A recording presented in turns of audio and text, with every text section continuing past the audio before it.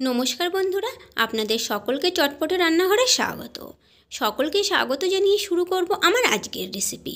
আমার আজকের রেসিপি নরম তুলতুলে ও স্পঞ্জি কাপকেক। এই স্পঞ্জি কাপকেকগুলো আপনারা কিভাবে ঘরে বানিয়ে নিতে পারবেন সেই রেসিপিটি আজ আমি আপনাদের সঙ্গে শেয়ার করব।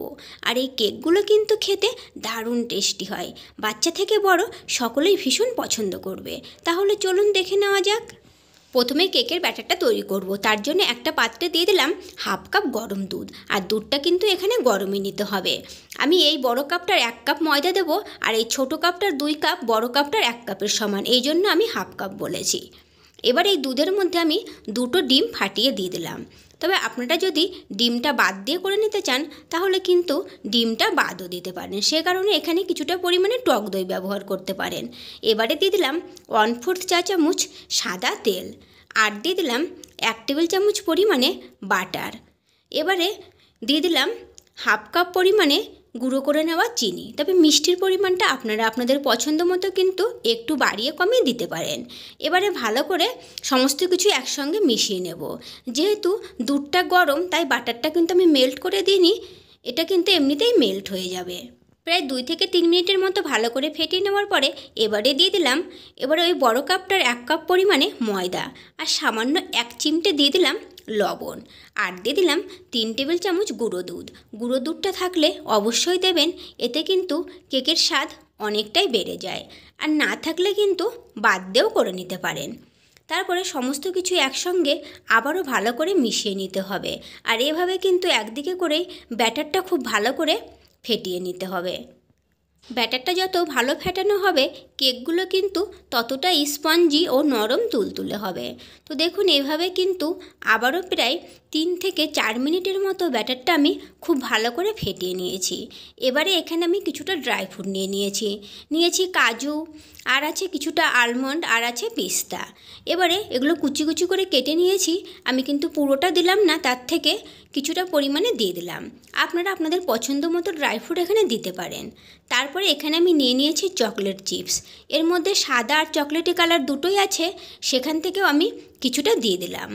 আর দিয়ে দিলাম 1 টেবিল চামচ পরিমাণে ভ্যানিলা এসেন্স। তারপরে দিয়ে দিলাম 1 চা চামচ বেকিং পাউডার, আর দিয়ে দিলাম 1/4 চা চামচ বেকিং সোডা। এবারে কিন্তু আর খুব বেশিক্ষণ ব্যাটারটা ফেটাবো না, এরকম হালকা হাতে শুধু একটুখানি সমস্ত কিছু আবারও একবার ব্যাটারের সঙ্গে মিশিয়ে নেব। মিশিয়ে নেওয়া হয়ে গেছে। এখন আমি এই বাটিটা সাইড করে রাখছি।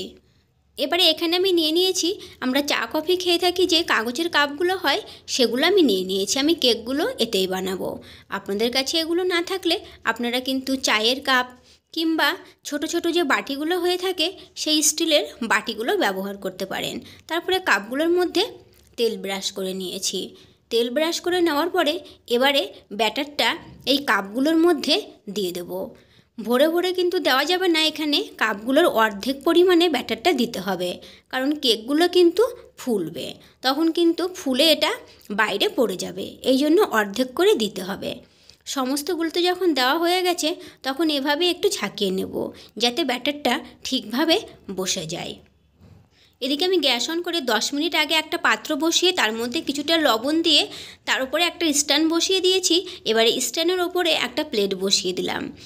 প্লেটের উপরে এবারে কেকের কাপগুলোকে বসিয়ে দিচ্ছি। এটা কিন্তু 10 মিনিট আগে আমি ফ্রি হিট করে নিয়েছি। এবারে গ্যাসের ফ্লেমটা মিডিয়াম টু হাইতে রেখে ঢেকে দিলাম 5 মিনিটের জন্য। 5 মিনিট পরে আমি ঢাকাটা তুলে নিলাম। এবারে যে ড্রাই ফ্রুটগুলো আমি রেখেছিলাম সেগুলো ওপর থেকে কিছুটা করে এভাবে অল্প অল্প করে দিয়ে দেবো। প্রথমে ওপর থেকে দিলে কি হয়, কেকটা যখন ফোলে তখন কিন্তু এগুলো আর ওপর থেকে দেখা যায় না, এগুলো ভেতরে চলে যায়।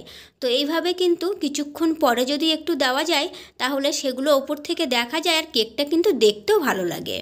তারপরে কিছুটা করে চকলেট যে চিপসটা ছিল সেটাও দিয়ে দিলাম।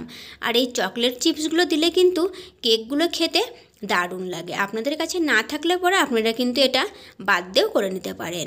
তারপরে সমস্ত কিছু দিয়ে দেওয়ার পরে এবার গ্যাসের ফ্লেমটাকে লো হিটে করে ঢেকে দিলাম 20 থেকে 25 মিনিটের জন্য। এবারে 25 মিনিট পরে আবারও ঢাকাটা তুলে নিলাম। কেকগুলো কিন্তু দেখেই বোঝা যাচ্ছে কেকগুলো হয়ে গেছে, তবুও আমি একবার চেক করে দেখিয়ে দিলাম। দেখুন চাকুটা একদম পরিষ্কার বেরিয়েছে, তার মানে কিন্তু কেকগুলো হয়ে গেছে। তারপরে কেকগুলো আমি তুলে নিয়েছি।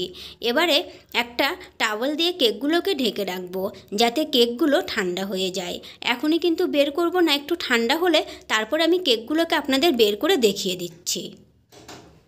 তো এই যে দেখুন, এখন কিন্তু আমাদের এই কেকগুলো একদম পুরোপুরি ঠান্ডা হয়ে গেছে।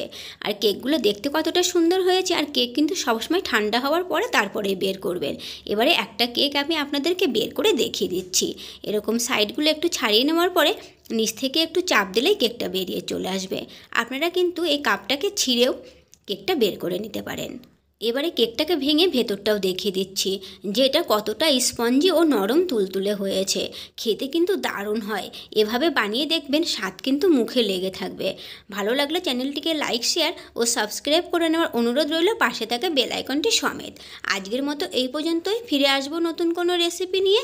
সকলে ভালো থাকবেন, সুস্থ থাকবেন। ধন্যবাদ।